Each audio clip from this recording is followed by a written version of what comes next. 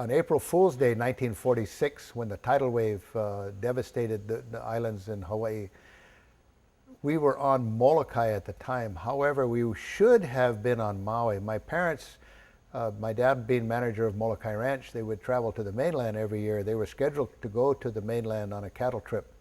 And we were supposed to be in Sprecklesville, Maui with my grandparents.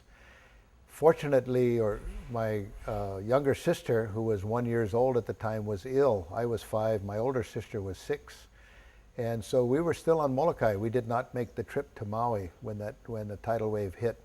My grandmother was in her home in Sprecklesville all by herself. My grandfather was in Lahaina, and she heard this rumble of a wave, and so she went to the front of the house to see why it sounded so weird.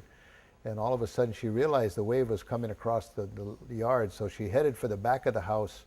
And before she could get to the back of the house, the water had come through the house, knocked the front of the house down. And as she opened the back door to go through, the water hit her, pushed her through the back door, bounced her around some dog kennels and some other things. In the process, she broke both her hips.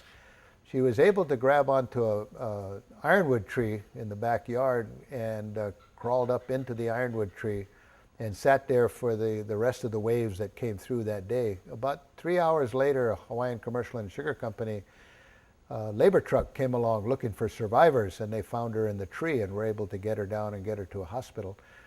But had my 2 sisters and myself been in that house on that day, I wouldn't be here speaking to you. We never would have survived that tsunami, because my grandmother never would have able to try to save us and her at the same time. It never would have happened.